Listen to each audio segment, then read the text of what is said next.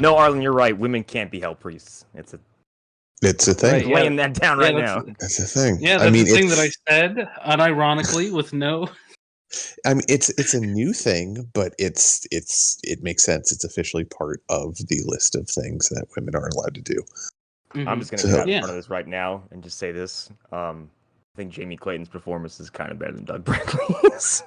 Oh, yeah. There's nuance to it. I don't think we should talk about this too much, just because I know Arlen hasn't seen it yet. I want to skirt stuff and not really reveal anything, but like, holy shit. Anyway, hey everybody, welcome to After Dark. We're going to be probably talking about horror movies a lot. Children of the Night. And Eric and Arlen are here. Connor's here. That's me. Hi. I watched a Hellraiser movie in the year 2022 and wasn't miserable. I mean, that in and of itself is an accomplishment. So, yeah, congratulations to them. Yeah, Oh, go ahead. I was going to say, and we've been talking about this for a while. We've talked about Hellraiser many times over the years, and the fact that it eventually emerged into a new movie's out and it's good is like amazing, kind of. So it's not even just good. Like it's so spot on with what it's like doing and like what it's expanding on, and like I loved almost everything about it. The only hang up I had, I said on Facebook, was I don't like some of the designs of the Cenobites. They don't. You kind of like you see and you go, all right, I already forgot what that looks like.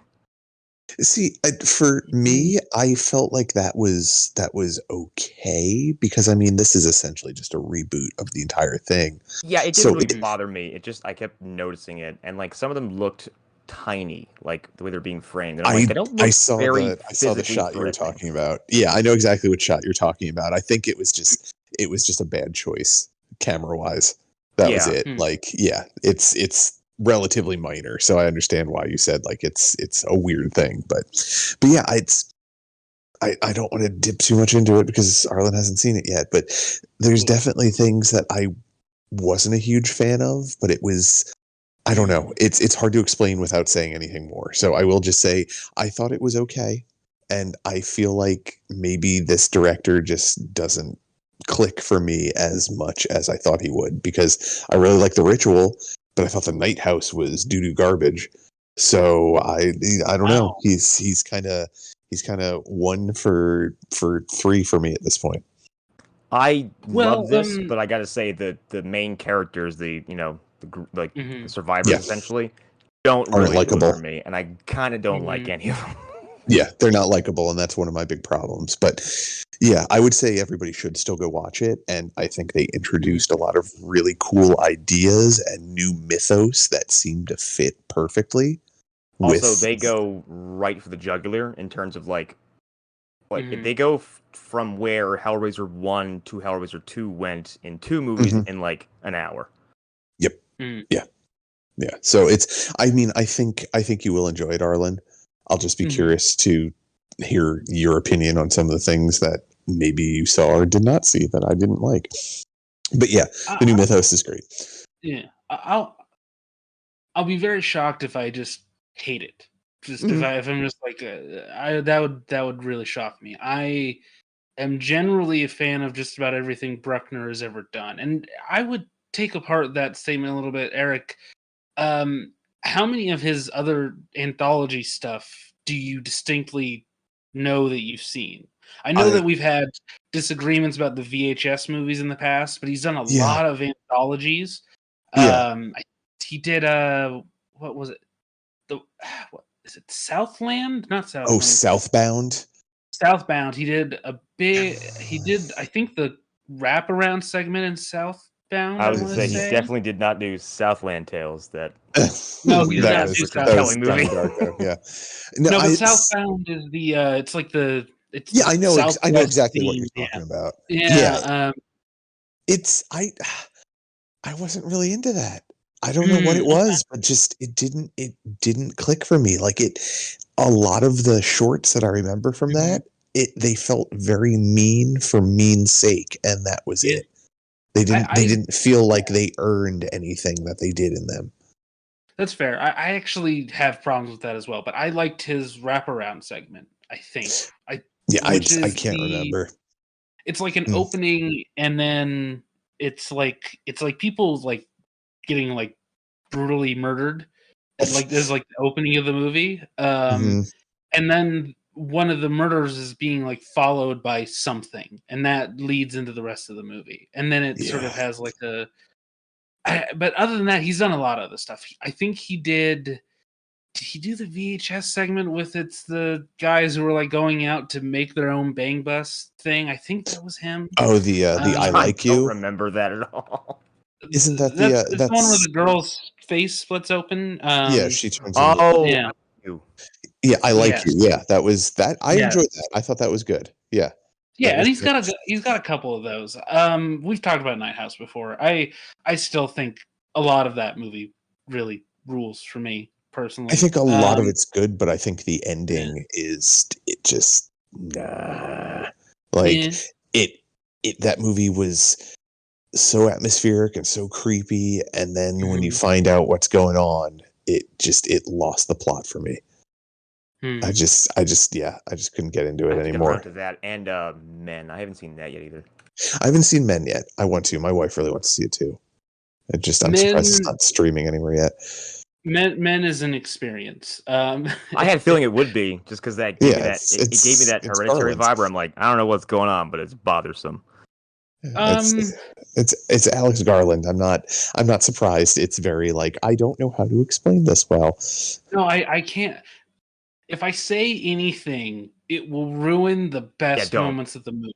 If I say anything, it will ruin the parts of the movie where it's like you're either in or you're out. There's going to be a moment where you're like, oh, I want to turn this off, or you're going to be like, oh, this is aggressively my shit, and it leads to the aggressively my shit category once I got past that moment. And there's just visuals that I never thought I would see on screen. That's the most I can say. Things where it's like, this is not where I expected my life to go in this moment.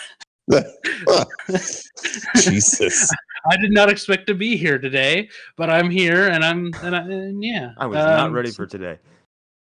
Well, since Hunter didn't get around to seeing it because he's a scary boy. I guess we could talk about Black Phone a little bit, since I know all three of us have seen that. I love that movie. I saw it 2 days ago, and one of my favorite things about it, I was thinking about it, it kind of feels like a Twilight Zone episode or something, because it's so self-contained, and there's some wacky shit going on, and they're just like, yeah, don't bother. We're just going to get you through this, okay? Like, Twilight Zone's that's a good comp. Because it is so insular, but it does feel like it's like there are themes that could be carried through. It's not, thinking back on other Derrickson stuff, I don't think it's my favorite Derrickson that he's done, specifically in like the horror category. I actually think that's the movie with David Bana. Oh shit! I can't remember it. Yeah, the one with the cop and the priest. Yeah. Yes, that one fucks hard. Infernal? Joe McHale gets stabbed at one point. Oh God, he does. That guy stole my dad's career. I don't think I've ever he did. I don't think I've ever seen him in trouble in a movie. No, he's like the crappy partner. He's like the jokey partner who like makes jokes and they talk about how much they like creatine and stuff. Like he's that character in the movie. It's Deliver Us from Evil. Yes, Deliver Us from Evil. That's probably my favorite of the Derrickson films. But on that line of knowing it's a Derrickson film, I still think it's enjoyable for the things that I like about Derrickson's movies. But I wouldn't say that I love all of his stuff. I think he always has an interesting way of displaying the visuals that he wants to show and making them feel not real, but like they feel like they're taken directly from your dreams in a lot of sequences. But he also really likes to use music in interesting ways. But there's other stuff that Sinister I don't has really the coolest love. fucking score, and the way they use it is awesome. It's very good. But there's other stuff like I don't like the moments where his his strong Catholicism just really bleeds through the movie. Just is like, okay, there it is. There's the moment I've been waiting for, where where it's gonna come through, and you being a man of faith and all that. And it's like, and I don't mind him being a man of faith. It's just the way in which it comes through in every single one of his movies. I think what I maybe appreciate the most about Sinister is that that's not there. It's very much instead you get removed. a character who's unironically named Bagul. Mm-hmm. Mm-hmm. Yeah, I was trying to do the mental gymnastics to remember if there was anything like that in Sinister, so I'm glad you confirmed that there wasn't. Yeah, I don't know, for Black Hat, like, I really like the stuff with the kid. The Michael Mann film? No, Black Hat. No. Best movie ever made in Not Carry On. Yeah, God damn it. Just opened up. God damn it. No, with God damn it, Black Phone. Phone, yes. Yeah, first off, the reason why I think both of you are getting that like compartmentalized like feel for it is because it was based on a short story. Like it was one of Joe Hill's like first short story compilations, which the short story is really good. Like I read that entire book, and he's as talented as his dad is when it comes to short stories. But yeah, when with that movie, like the things I liked most were the kid and Ethan Hawke like working off of each other. Yeah. Everything else surrounding it, I could really do without. Like the sister character felt like she was too over the top for me at times. And I know she wasn't like doing that like on screen, like, you know, over the top acting, whatever, but just what was happening with her was just a little bit too much for me to swallow. I don't know. I wanted to like that movie so much, but just so much of it was not working for me that I was like, all right, I know this is a good movie, but it isn't my thing. Because it's been universal praise, so I know it's me. It's not the movie itself. I'm not one man fighting a crusade against it. So no, I can definitely meet you in the middle there. Like I found the sister went on a little bit too long, but at the same time, I understand like the technical plot reasons for why she's there. So. Right. Well, I'm just using her as an example. Like, I mean, pretty much anything that wasn't Ethan Hawke and the kidnapped kid and all of their stuff, I could throw out the fucking window. I don't care. So even the past kids, because I really liked that. Well, stuff. the past kid stuff in context to what was happening while he was there, like everything with the kidnapped kid and him being in Ethan Hawke's basement. Right. Cool. Yes. Great. All that stuff I fucking loved. Right. But like I said, everything surrounding that, I just. You have the problem that a lot of people have with 10 Cloverfield Lane, which I don't have, which is most people would prefer that there be no aliens in that movie whatsoever. Oh, I didn't mind that at all. No, I'm just saying as an example. As an example, yeah. Yes, like for most people, they're like, "Fuck that movie for doing aliens in the last 10 minutes." I still love that choice, but like that is a common sentiment that you hear a lot. Yeah, but yeah. So I get it. I can feel you on that, and like I think I will say this: I would prefer it. I prefer the sister stuff to like cutting away to the detectives being bumbling and dumb. They're still bumbling and dumb even with the sister there. Yeah. So like I appreciate the like not making cops out to be superheroes aspect of that. Well, yeah. Nice. But at the same time, again, like I can definitely see why that would be a problem for you, and it just didn't really bother me as much. But I did have like a moment. I was sitting in a theater watching that movie and being like, do we need this stuff with the sister? Is this actually essential to the movie? Well, and I get why they had to put all that other stuff in, because the short story literally was just him in the basement and dealing with all that shit. Like, hell, I don't even think they brought up the fact or brought up the idea of him wearing masks at all, which I thought that was wonderfully creepy. Those masks were so killing good. The movie without using his face? Yes. Yeah. Yes. I think he elevates a lot of that movie. I think he's a big part of why like you said, most people really, really dug this movie. I think he kind of distracts from the parts that might slow other people down, and he's excellent in the movie. And when I was listening to Kingcast, the interview with Derrickson months back now, I think he was talking about how Hawk is only in the movie for like 15 minutes or something. Oh wow. Something like that. It's a very like Silence of the Lambs type number where it's like he's only in there for a couple minutes. I just used him very well. I just strategically chose the right moments. And I think that's a lot about his performance. Oh, go ahead. Yeah. No, I was finishing the point. So yeah. He sprinkled him like saffron. Love that this movie is essentially resolved through like Monkey Island plotting. Essentially, it's like you have to get this item. It's hidden in that item. Okay, now hold on. Right. It's gonna come in handy in a couple hours. Now you have to get the hair off the cat to make a fake mustache. Yeah. Mm-hmm. Right. Yeah. Exactly. Yeah. I'll hold this piece of lint for 3 days. Right. Yeah. But it doesn't awaken the Home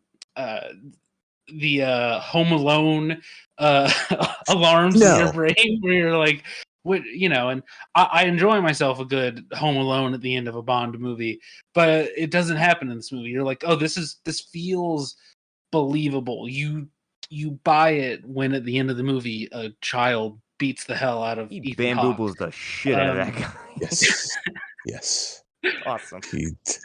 Yeah. The two people who have punched Ethan Hawke the best this year, him and Oscar Isaac, they're in the same category. So that's like he goes down so easily. Like at some point, I was like, "This is a fake ending. Like they're gonna pull the rug out from underneath me," because it went on for so long. I'm like, "That is a curb stomp on the side." I was expecting all the good characters. I was expecting the classic Alien, it's still there type situation, but no, it's just he doesn't even have to end up killing the doggo, doesn't he? He like just feeds him like the steak, right? Yeah, he feeds him the steak he found in the freezer. Yeah, perfect. Good doggo. Good yeah. I did like the James Ransone character a lot. I do have to say. I get excited when I see him show up somewhere because the first thing I say is Detective So-and-so, and I always forget his fucking name. Well, he's Eddie for me forever. He's grown up Eddie for all time. That's just who he's gonna be. Wait, he's Eddie Brock? Oh, Black Phone is an MCU or no, it's a Sony film. Okay. How dare you? How dare you? Actually, it's Uncharted 3. It has nearly as much in common with Spider-Man as Morbius did. Oh, there we go. Yeah. But no, like he's always going to be grown up Eddie from It to me. So he's him as the cokehead brother thing I really liked, and this is where like the whole true crime part of my brain wakes up, where it's like I really get into like how the details for this, they felt so real, and I get a kick out of that. The fact that it felt like this could have been a story about a real serial killer. And the believability there really sold the threat for me. And the fact that like we know from listening to actual true crime podcasts and interviews and documentaries, like that kind of thing happens. Those kind of details are there. The serial killer often has like a weird screw up brother who is into cocaine or something. Like it's just a detail that comes up again and again where it's like Robert Picton's brother was also a biker or whatever or something like that. He also he was a pimp or whatever on this side of town. And so that added to some verisimilitude for me. And like I said, very enjoyable for me. And please don't let anything I'm saying about how I didn't like it sway anybody's opinion of it or sway their choice to go see it. Like I said, I realized pretty early on, like this isn't for me 100%, but it's still a well-made movie. So please go see it. It deserves all the attention it can get. And honestly, with good horror starting to peek its head out again, I'm kind of excited if anything, even if it's not for me, starts to do well. Like honestly, well, go ahead. I mean, I'm kind of befuddled that Hellraiser and Prey weren't in theaters. Like that just doesn't make any sense to me. It's I think Hulu is playing the safe game at this point. Mm-hmm. Well, so that plays into a larger thing, which I'll use to segue into the movie I want to talk about, which is theaters aren't getting any movies just from anybody. Nobody's giving them to them. So as a result, movies are staying in theaters longer than I've seen them stay there for a while. I mean, it hasn't been, for like 4 or 5 years now, where you could depend on a movie being there longer than a month or two. If it's not a Disney movie, basically. And even that's changing. But like, I think Multiverse of Madness only left my local theater like a month ago or something. Or maybe that was Thor, one of the two. Actually, I could probably see one of them right now if I wanted to. I'm not going to look it up, but I think I could.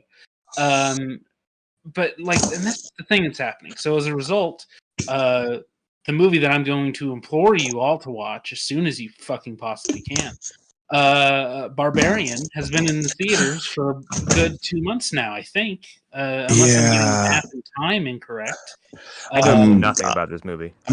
I'm trying not to learn anything about the movie, but like, I'm at a point now that I don't really go to the theater for like stuff like that. Like, I go to the theater for spectacle, and I enjoy watching movies like that. From everything I'm hearing about it, I enjoy watching that stuff more at home because I can absorb it a little bit better. So, I'm not gonna say that this movie is horror as spectacle, because the best horror spectacle movie in recent years already came out, and you already saw it, which was Nope. It's no Nope. It's no Nope. Yeah, I guess that's what I'll stick with. It's not a Nope, but it is not Nope. It is the kind of holy shit that just happened movie that I would recommend going to see it in a theater. If you don't, I understand. I'm also reticent because so many people were like, "Malignant's crazy." I'm so good. And when my wife and I watched that, and we were like, Barbarian's a better movie than Malignant. Okay. I don't think Malignant's a good movie. Okay. I think Malignant is just wacky enough to be entertaining, but I don't really. Yes. I couldn't tell you much more about it. I think Barbarian is like. I don't want to oversell it or hype up the expectations too much, but I wouldn't be surprised if a couple years from now we're talking about Zach Krieger or Kreger or whatever his name is. He's from Whitest Kids You Know, for people who want to put a face to the name. I wouldn't be surprised if a couple years from now we're talking about him like we talk about a Wan Jordan or a Flanagan or I was going to say a Jordan Peele. Yeah. Yes. I wouldn't be shocked if a couple years from now we're like, this guy is one of the best making horror movies right now. Like, I'm serious about this. Like, it was such a good experience for me. The filmmaking experience or the viewing experience was good. And then I think the film is really well made. I think it's really well done on a technical level, from a story and plot point of view. Like, there are many ways in which I would call it a really perfect movie. And I'm going to make a comparison, and I don't want anybody to read too much into this comparison. But after you see it, you might. If the movie, I would call this the modern Texas Chainsaw Massacre. For a number of reasons. That's very bold. Yeah, but I think that's gonna hold up. I think it's doing a lot of similar things. It's an interesting, compelling movie, and like, horror in theaters hasn't been, in my opinion, this grimy and like ooey in a very long time. Horror is very like sanitary now. Like, even movies with large sequences of gore and violence, they tend to really cut away from it. in modern horror, and like this movie has some moments that I haven't seen in film and cinema for a very long time. It's, this kind of gore and this kind of violence has moved to TV almost entirely, or to like very small indie films that most people don't see in theater. So the fact that you could see the kind of stuff that is contained in this film in a theater is, I was genuinely shocked. I was like, I haven't seen a movie like this in a theater in actually ever, probably. I haven't seen one like this in a very long time. And I don't think a movie like this has been mainstream and promoted the way that Barbarian has been, and then gotten the good reviews that it has. Like, if this movie came out in the 80s, the far right, culture critics would be fucking calling it like a devil worship picture. They'd be calling it all. They'd just be saying that it's the end of civilization or whatever. Roger Ebert would be getting very upset about the movie. So yeah, like it's just doing a lot of things that I was very surprised by and compelled by. And maybe in a couple years, after that surprise has worn off, my opinion might shift. But I'm telling you right now, it's one of the best horror experiences I've had in a really long time. So yeah. Well, I mean, I think good horror comes more easily to people who have their feet in comedy pretty firmly, because it's very easy to go from, hey, that's funny, to, oh God. Like, that's that. No, this is not right, because especially with like coming from the whitest kids you know, and it was definitely like, I want to say like avant-garde to an extent, and absurdist a lot of times. It's just a hop and a skip over to well done horror, or at least horror that can be well done if you have the means to actually make it happen. And but a lot of modern sketch comedy, it is only just one step away from that, and yeah, it's just one extra. Yeah. On the subject of like, go ahead. Really shocking, gory movies, I hadn't talked about in the show yet, but The Sadness came out a few months ago, and boy, that fucking vanished into the wind. Yeah, but I think there's had to be reminded it existed. It's not good. It's not a pleasant experience for anyone, and I've read The Crossed. It's not very good, like, as a movie. It's got weird pacing, and like the thing it's selling itself on, like, is very isolated instance of like, that is incredibly fucked up. But most of it is like, I don't know, like, this is just not doing it for me at all.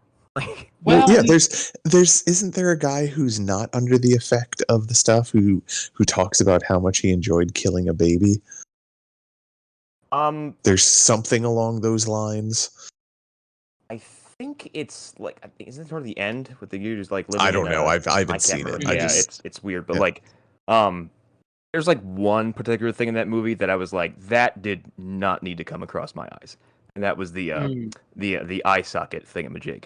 I was not happy after that. I've heard about this, and it's like, yeah, and I think we talked about this on the last episode. Like, when somebody said, "Oh, it's an adaptation of Cross," I was like, and there it is. That's why this clicked. Yeah. I'm like, okay, this is why I want nothing to do with this. And we've talked to death about how much we love Shudder. I'm even like kind of disappointed in them for like promoting it as, and being so like gung ho about it. And I get it. Shudder really likes to play to like the old school horror fans, the people who are like, Cannibal Feroz, it's not even that bad, bro. It's not even that gory. Well, I'll tell you one thing about that movie. But that's the thing. Like, I feel like stuff like Cannibal Ferox and like Cannibal Holocaust and some of that stuff that came out around then, those were outliers. Those weren't the norm. But I feel like there's been a weird switch, and especially within like Korean and Japanese, especially horror, it tends to really push the boundaries. So I feel like this is a more recent thing. I don't know. I don't really think the old school analogy works. I'm just talking about Shudder and the audience they're playing but to. Like, that's what I mean. Is that analogy doesn't really work for Shudder. Like, it does for some of their stuff, but like for this particular thing, it's more that they know they're catering to the extreme shock people, like the people that like the people who would watch like a Takashi Miike like audition and be like, oh, that wasn't bad. I think we're saying the same thing. Like, they're playing to that crowd, and they're really like trying to sell to that crowd. It's like, that's not most of the people that subscribe to your service. No, that's a segment. Yeah, it's people like my coworker Tracy who would faint if they watched this. Right, and there are people who I'm sure are like really excited when they put Anthropomorphus on their streaming service. And I'm sure that's a sizable segment, but like, not everybody is that person. Not everybody is Joe Bob Briggs. Some of us just want you to tell us, is this movie that I've seen on Netflix 100 times good or bad? So that I can now watch it. Which has happened multiple times, where I see a movie for years and I'm like, I don't know if I'm going to try that. And then it shows up on Shudder and I'm like, oh, okay, I'll give this a shot. I'm going to watch This Message Is For You, or something like that, or Stay. I think it's a movie called Stay in Your Homes, or just an example. A bunch of stuff has happened like that where I just don't check something out because I'm like, that could be really cheap and really bad just looking at the poster. And then Shudder puts it up. I'm like, oh, this is a good movie. Oh, I might as well. Yeah. And see, I've had the opposite with Shudder. Like, there'll be times I'll be looking through it and I'll be like, oh, I saw this on Netflix a while ago. I'm shocked this is here. Like, I think it's called A Dark Song. Is that one that the woman is working with like an alchemist or a wizard or something to try and summon an angel? Yeah, my wife and I watched that randomly on Netflix like 5 or 6 years ago, and we're like, oh, that was a surprise. And then I was shocked to see it again pop up on Shudder. So, but I totally get what you mean. Like, they definitely get stuff that it's like, no, you should probably check this out if you like horror. There's a reason why it's popped up here. Something I was going to say about Sadness and Crossed is that, funny thing about that is that Crossed actually works better with the way, because it's a comic and because like they use a lot of like, what's on the next page? Oh God, my eyes. Right. And like Sadness is like, it's just, there's so fucking much of it and it's just all over the place. At some point it's like you just lose focus. Like towards the end of it, I was just drifting in and out of it. I was like, I don't know, it was just washing over me now. It's just kind of repeating itself. Well, I have many thoughts on this. In the case of the comic, I can at least rationalize aspects of that based off of who was part of it, who created it, who's involved in the writing of it. The Sadness, after doing some research on it, it is technically a Korean movie. It's all Americans or Westerners behind the camera, though. It's all in the director. It's all white dudes. Wasps. So yeah, like it does feel like there's a degree of like, oh, you're just like using the Korean setting to like offset some of the pushback, I guess, or something like that. It feels like that. Like, people will expect this kind of violence more from a film coming from Korea, I guess, is what I would assume. Yeah. That's why they would do that. That's the old that makes sense. It's wearing it in a weird way. It's wearing yellow face. Yeah, you're using it. No, it is. I mean, it kind of is. You know? And to be fair, the Raid is the same situation, but the Raid is good. So, so if it's good, it's fine, I guess. But to get back to my much earlier point, it was that I feel like horror it's not having a resurgence.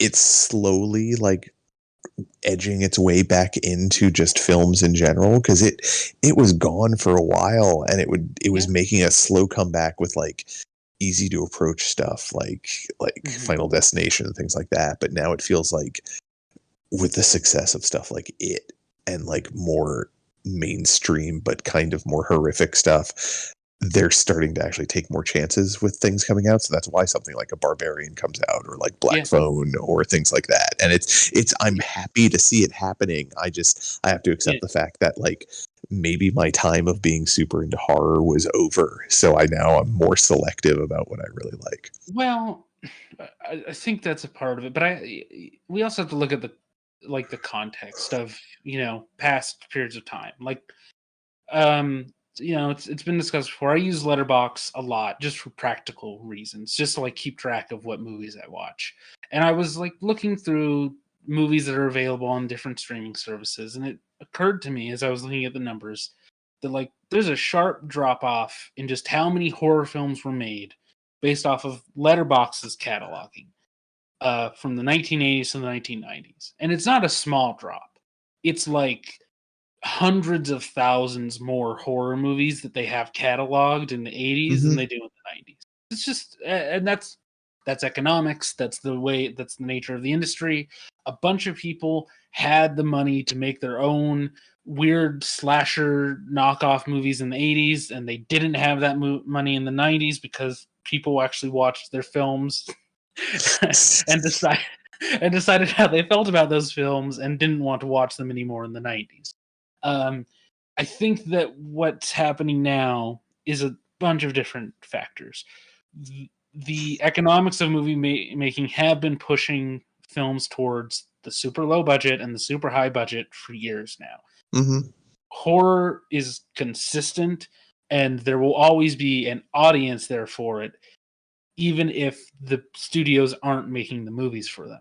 The studios realize that if they make the movies for them right now, at the point in which they can afford to make 90% of what horror directors want to make, and they don't even have to like bother telling the horror directors what they want, because those horror directors have a built-in audience, most of the ones that at least, and they just make the movie because many of them are professionals who have been in the business for years, or they're super indie, so they're going to make the movie for cheap.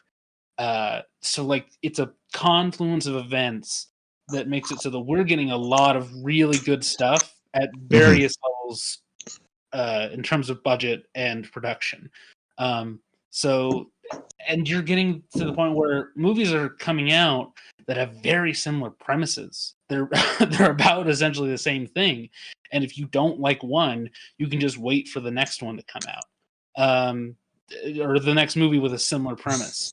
And you'll probably enjoy that one because that's how much of this stuff is being made. And that's just the US. When you expand to international, it's an even bigger market of people who are all making this stuff at the same time, and at very high levels of quality.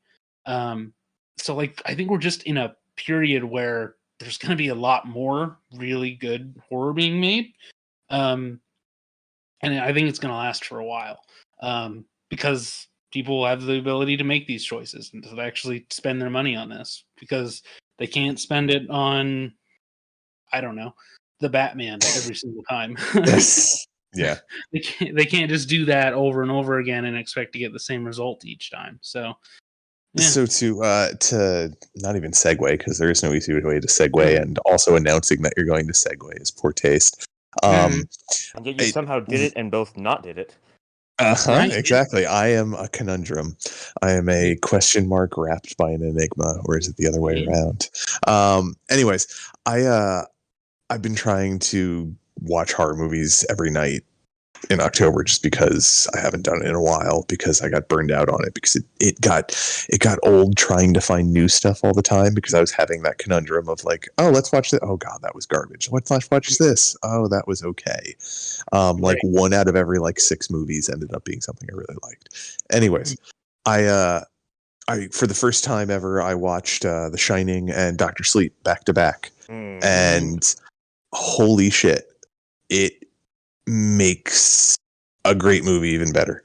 And don't get me wrong, I love The Shining. I think it's great, but it makes Dr. Sleep into the best sequel that ever existed, I think. Yeah. Because the last time I watched Dr. Sleep, I probably hadn't seen The Shining in like 3 or 4 years. So it's like I still remembered things, but having it happen the night before and then seeing like the direct homage and clever ways that Flanagan like weaved stuff in from the movie from The Shining the movie into Dr. Sleep, his adaptation of the book and the sequel to the movie, is amazing. It's just it's so goddamn good, and I didn't realize how much of a good job he did with doing all of that. It makes stuff like, because I'm not terribly behind The Shining. I think it's fine, just doesn't do anything for me. But like when they go back to the Stanley Hotel, I was like, all of a sudden this stuff just means more to me now because I'm liking it in this. I like this movie so much. So like it made just even referencing to it, I was like, that's just super interesting to me. Yeah. No, honestly, I would encourage you, because I mean, that was when I saw you saying like, yeah, The Shining just doesn't do anything for me. Go back and watch it, and then watch Dr. Sleep either the same day or the next day. It might actually make you like The Shining more, just because. I mean, it made me appreciate it more. Yeah, it's. I don't know. I was shocked at how much of a difference it made in my appreciation of Dr. Sleep. Which, I mean, I already would verbally fillet that movie anytime I could. So, yeah. You know what else is out? The movie we're all waiting for, Terrifier 2. Nope, not doing this. Nope. But you should be more like me, all of you, and watch Room 237 at 3 a.m. at night. And just watch it twice. I love that fucking piece of shit documentary. I did not like that. It's a great documentary. It's manic. It's insanity, but like watching it. No, it is insanity. Yeah. That's the point. It's the point of the thing. I went into it expecting a much different documentary than it was giving me, right? And I had such a like visceral reaction to that I was like, oh, I don't want to see this ever again.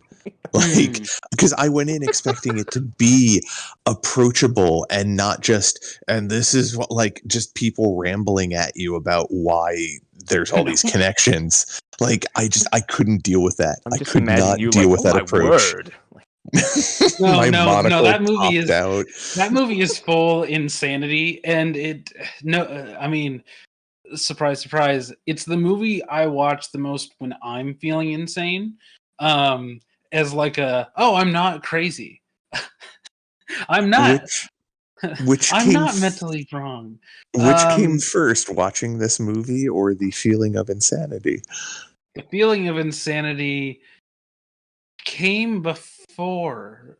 You sound unsure of this. I think watching Room 237, if you feel a little crazy, might make you feel a little better about yourself. Yeah, exactly. Yeah.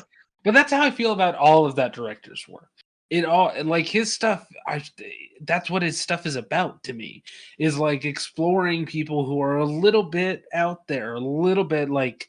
Well, what else? What other documentaries did he do? The Nightmare. He did The Nightmare. Oh, okay. Yes, that's why I was excited about seeing this, and then was like, oh no, my! As my monocle went flying across the room. I still think it's a perfect. Like, I understand why it's the same guy completely. I completely buy why it's the same person.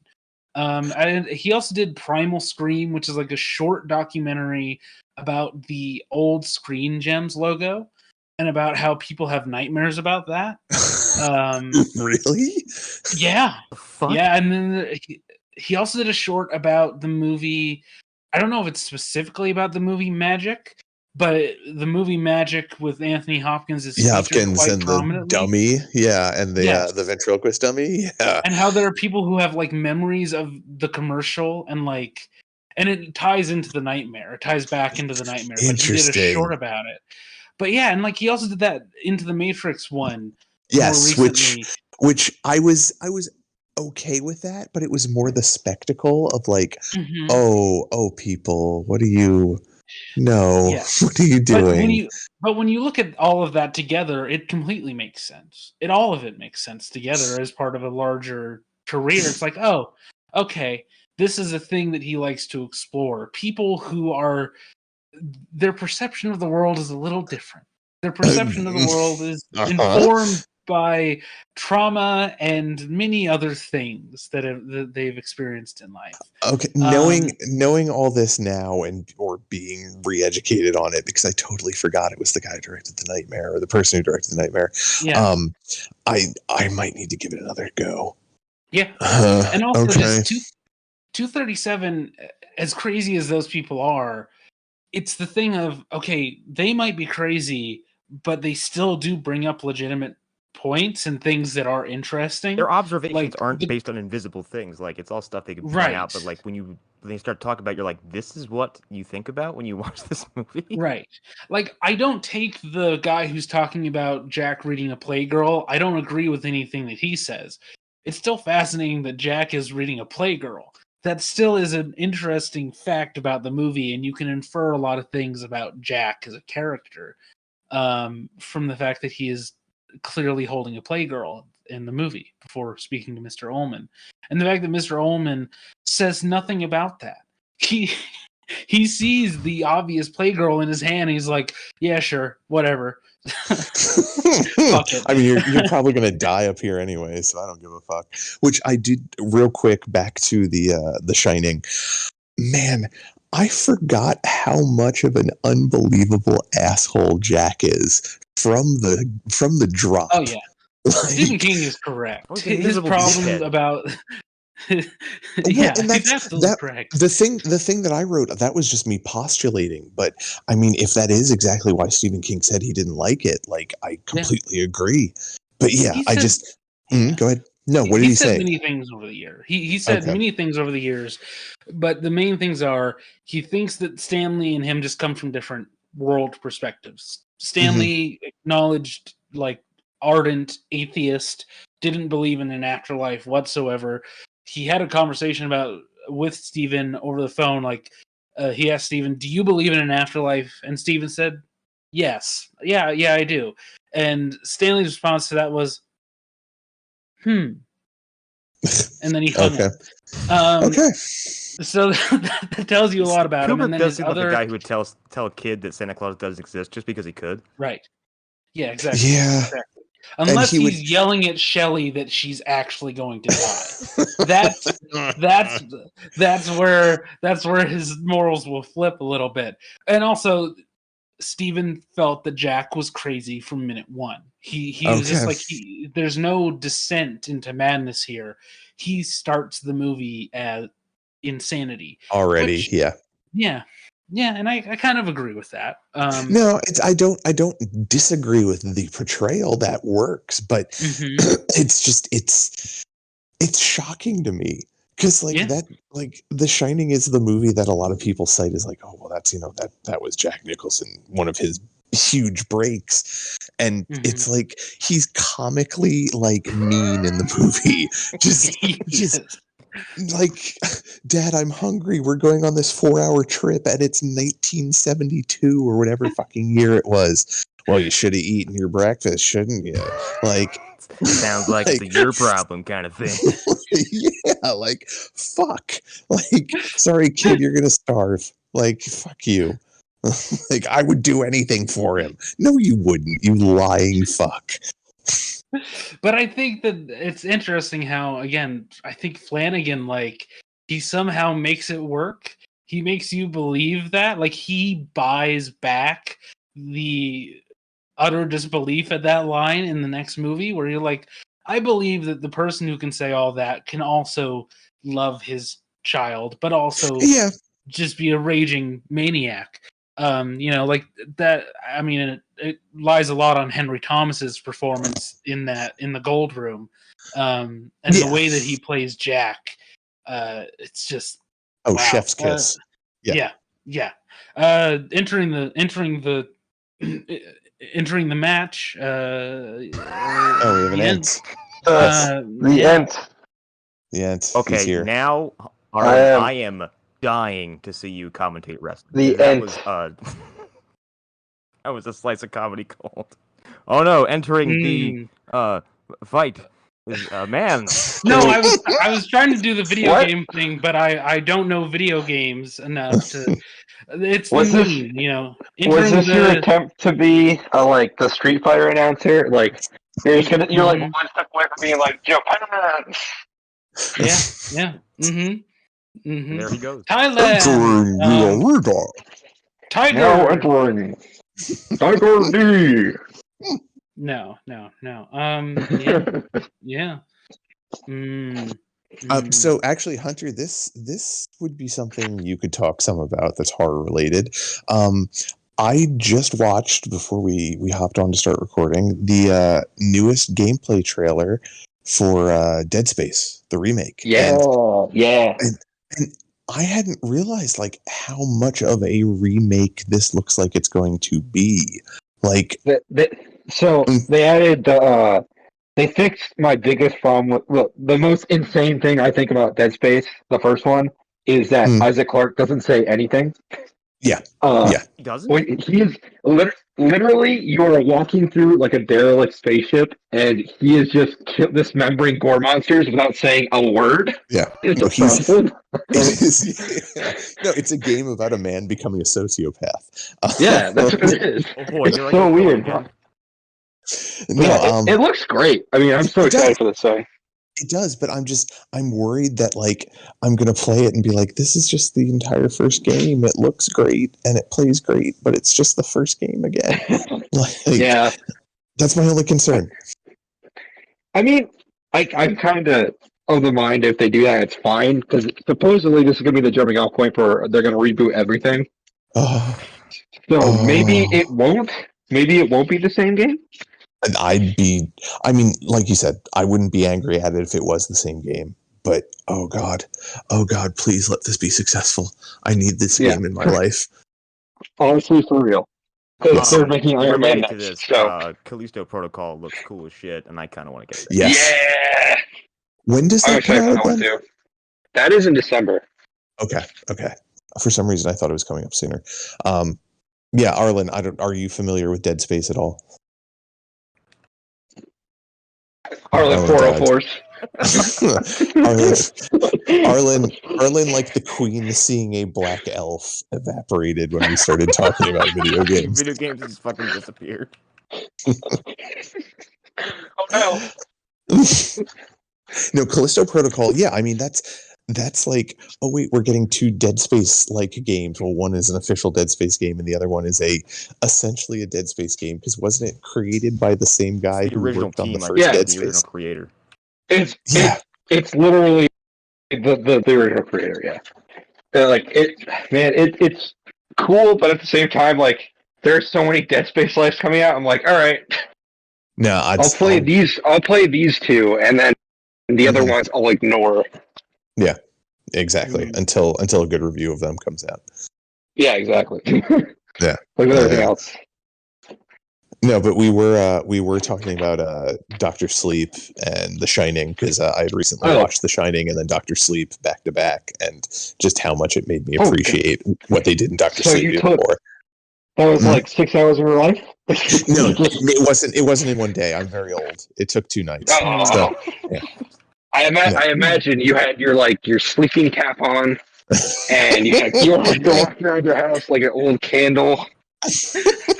That is how I imagine Eric usually. Yes. Yeah. I'm Eric thinking, is I'm thinking it's more like the father in that fucking Christmas poem.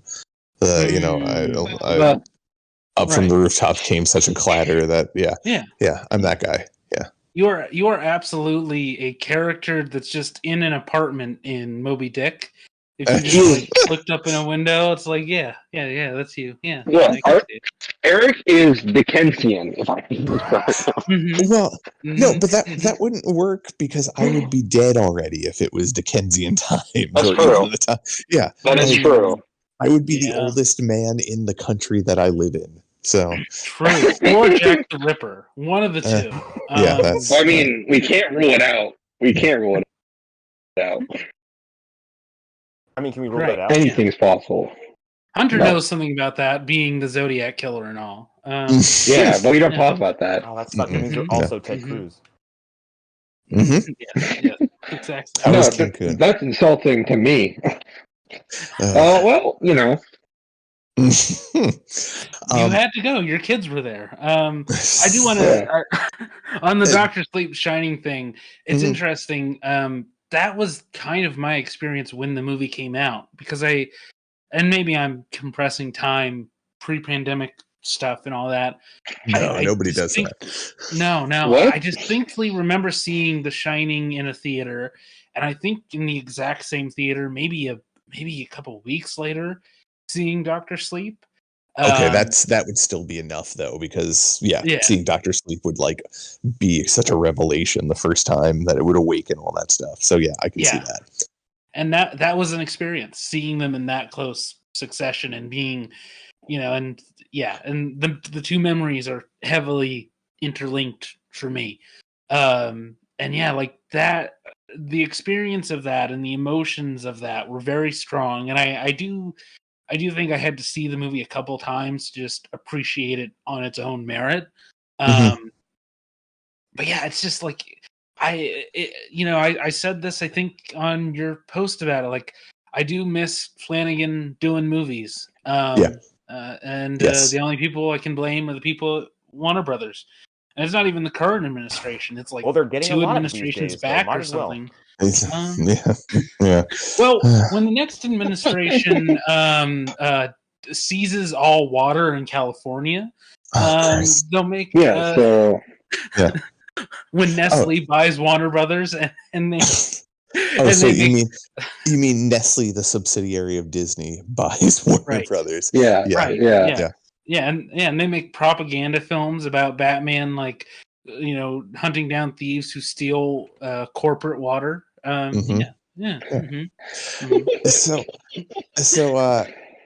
This was something I actually did want to talk a little bit about, just because I know, Arlen, like, you were able to agree with what I had said about it, but we didn't really get to discuss it much.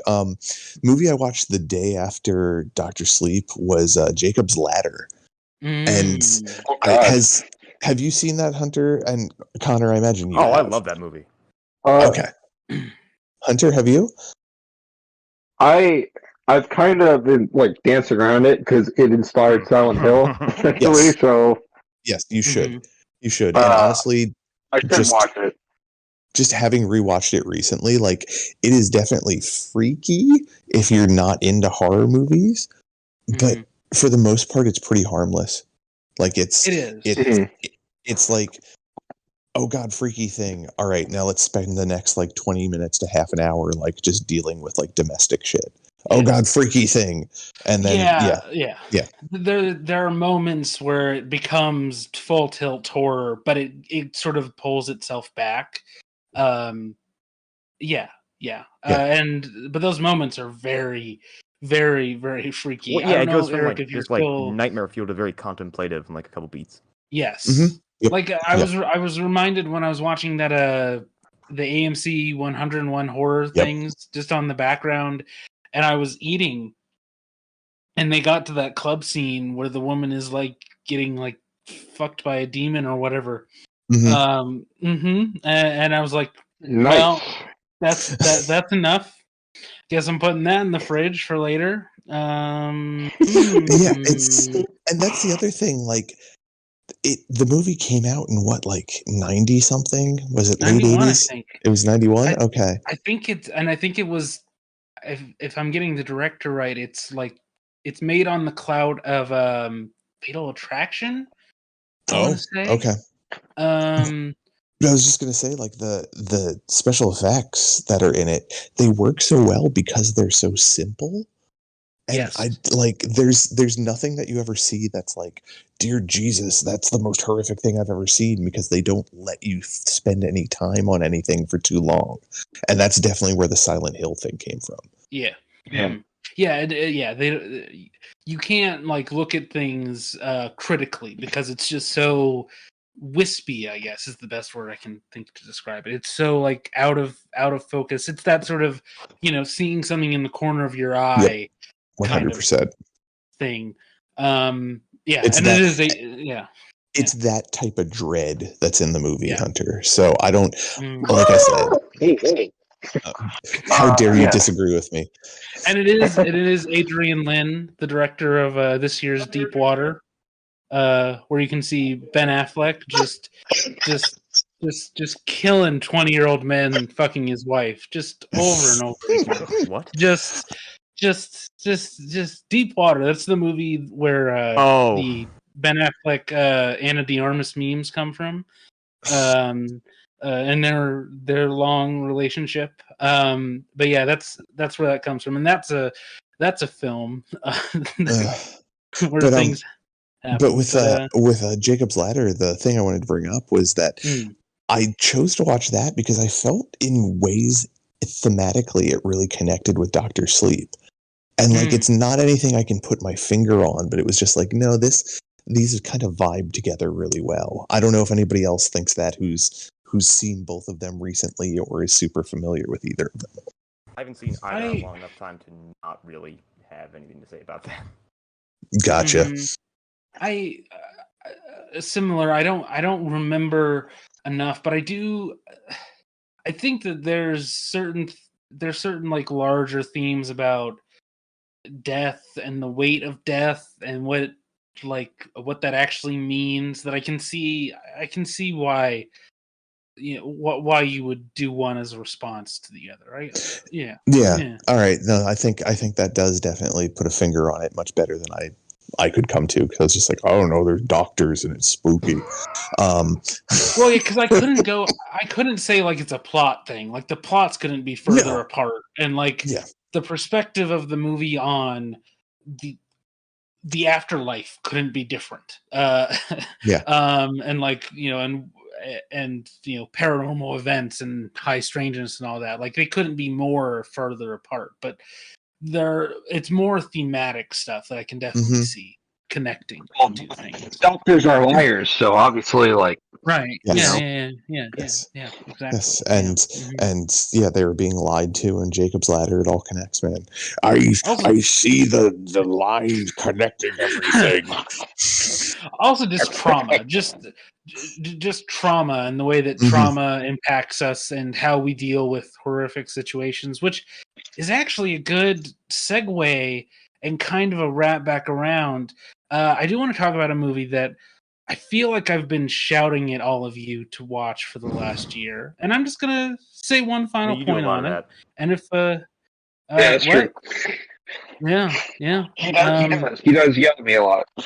Yeah, yell. He's very abusive. He's abusive. I yell at Hunter because he's so tall, though, and I need to make sure have he can hear it. Well, yeah, it's the idea of like yelling at a mountain or a tree. It doesn't affect you, but now when the tree or mountain has feelings, you don't know how to feel about it.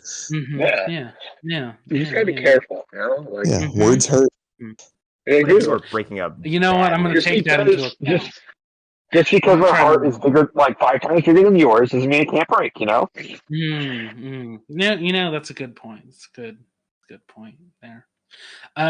So have any of you gotten around to seeing No One Gets Out Alive? No. No one gets. Wait, No One Gets Out Alive. I might have watched that. Let me. Okay. I need to see what the cover art looks like. Whatever. What is the Rotten Tomatoes score? Because I don't watch anything above 50. I'm gonna murder you. I'm going to rip your large beating heart out and then transplant it into an elephant. Wait, did that turn me into an elephant? I was getting that confused.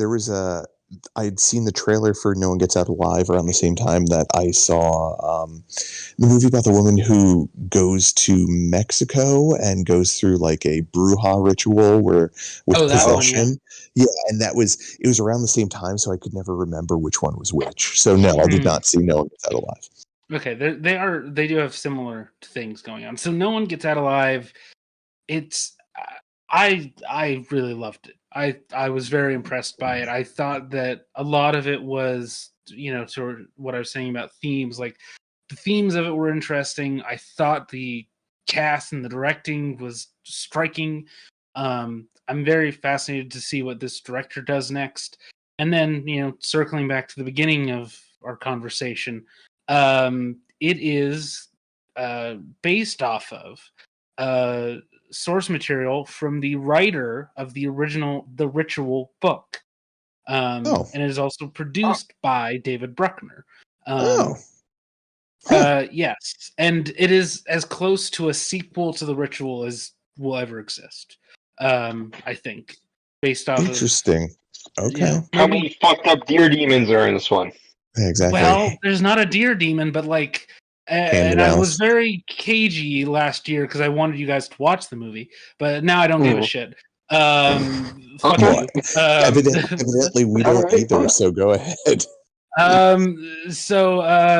No, like,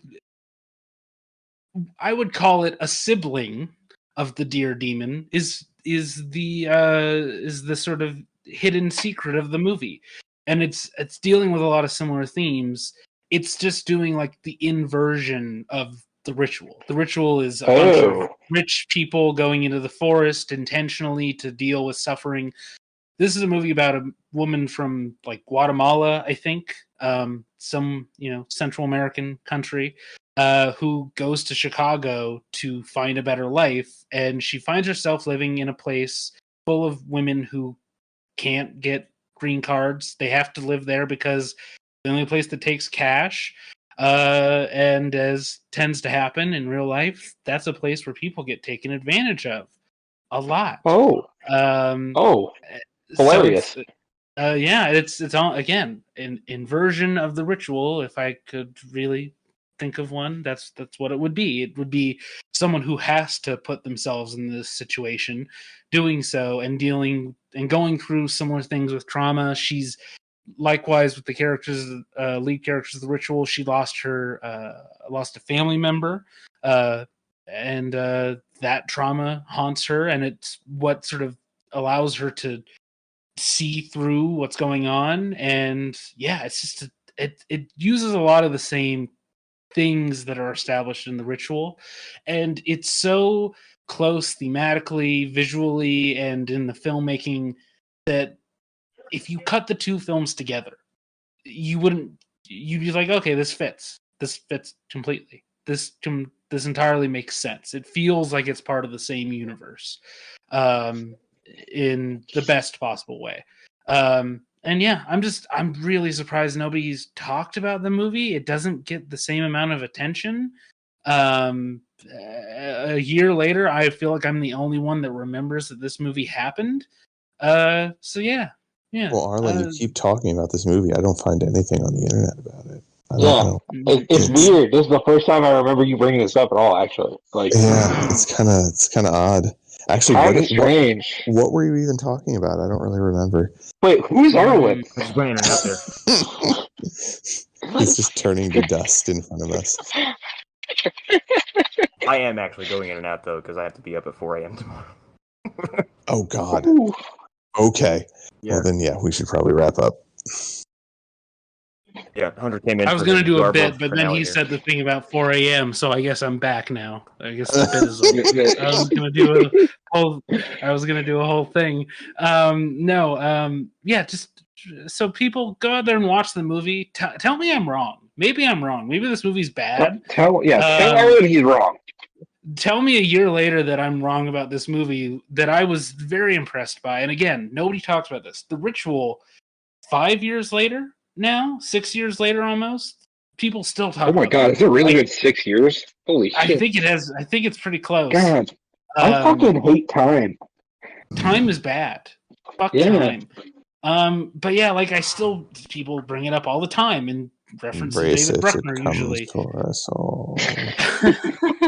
But like nobody talks about this movie, and so go watch it. And then normal suggestions that I give every year around this time or whenever we talk about this, go watch His House if you haven't seen it. Very similar themes to No One Gets Out Alive. Go watch LUZ, which is a very interesting demon possession movie that is worth y'all's time. So yeah, go watch that. And then a movie that I put in the chats a while ago, maybe a week or two or so, You Are Not My Mother. What? I don't. Yeah, it's when you look at the trailer and you look at the poster, like, okay, I know what this is gonna be. Is that the remake of that? I think it's a German movie. Oh, like the one two with little kids. twins. Yeah. No, that's Goodnight Mommy? Mommy. No, Okay. No, okay. This is a movie about a girl or a teenage girl who is dealing with some stuff. She's got a weird as they do. Yeah, a mother who's a little bit not sane. And oh, okay, all right, cool. Yeah, and she so everything's she going great in this movie. Tell me more about what my business teen was going through. God damn it! But she, her mother just goes missing one day. She just disappears, and she comes back a little bit weird, and that's all I'll say. Interesting. And then okay. It goes from there. It's Ireland killing it. Just making a lot of movies about one subject in particular. They really seem to like, but I don't mind because they usually make it at least compelling or interesting or visually striking. So, yeah, You Are Not My Mother. Very, very interesting little horror movie. So yeah. Okay. Connor, before you evaporate into dust for the evening, do you have any suggestions for people? Yeah, exactly. Just fucking watch Hellraiser. Please watch Hellraiser. Okay. It feels so good to be optimistic about a Hellraiser movie. The only things I wanted to suggest were The Mist. Go watch the black and white version of that. It's so good in black and white. Holy fuck. That movie has a fucking raw as hell ending. Yes, it does. The rawest of all. The fact that Stephen King was even like, damn it, I should have thought of that. Yeah, goddamn. Yeah. Probably going to also watch The Invitation again because that movie is fucking great. And that was a surprise. It's got not Tom Hardy in it. Logan Marshall Green. Yes. No, Eric is enough of a Machiavellian that he said that to prompt me to say it because he knew that I would say it. Eric's playing 4D chess on the podcast. And the other thing that's like kind of a left field choice, but I don't give a fuck. I fucking love this movie is Constantine. Like that straddles enough horror stuff in it that I'm like, yeah, this falls into category. And it's I forgot. What's that? The movie I forgot I watched. That movie is great. It's so good. Yeah. And it's very good. I feel like there are people starting to realize that now. Like, I mean, I've seen a couple articles on Polygon, so it must be important. Oh, yeah. Well. But yeah, it's so fucking good. It's so good. Just if you know the Hellblazer comics, just act like you don't when you watch it. It's fun. Yeah, and on that note, like I understand why like the old school nerds in 2005 were against it, but like we've had enough time now. They've made good comic book movies. They've made good adaptations of the character Constantine since then. Like, just let this one exist and be happy that it exists and that it's good. It's very good. So yeah, yeah. Get the stick out of your ass, old school nerds who are like, but that's not my Constantine. I'm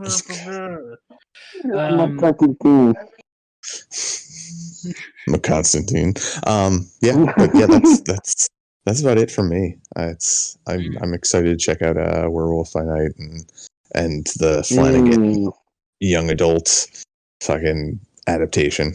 Curious how that's gonna go. I hope it's horrifying.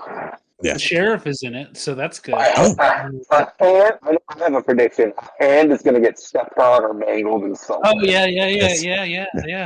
That's Hunter. That's almost an easy prediction to make. Some could say that something bad will happen to a hand. Yes. Yeah. Old Mikey's favorite. I can't wait for a 13-year-old to get irrevocably fucked up by it. They're just like, oh, this will be fun, and then oh god, no, oh yeah. So that'll be nice. So does anyone have any plugs they want to drop? Nope. You can go listen to Comic Club if you want, or you can crossover attack. Okay. If you want. Yeah. We talk about Final Fantasy 14 a lot, and we argue about Assassin's Creed. Of course, nothing new there. Yeah. I'll plug LHP. We're back. We're doing stuff again. Stalker came out not too long ago. Go listen to an hour of us talking about Tarkovsky, and then get ready because we're in the spooky season, and we're also going to be watching the horror films. So yeah, go check that out. We're doing some Italian stuff. Not the previously mentioned cannibal movies. That's pizza not pasta.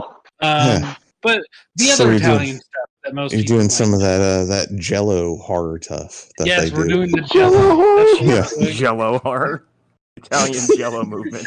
That's how you spell it, man. Hey, I make it a horror movie. Hey, and my other plug is everybody download Overwatch 2 so that Hunter can get into Madness. Yeah. Thank you. Appreciate that, Alan. You can just keep playing against bots. You'll be fine. Don't worry about it. It's just as good. Stop whining. I can pretend I'm good at Overwatch. Exactly. I guess with that, we can say goodnight to everybody. Bye. Night. Bye. Bye, everybody.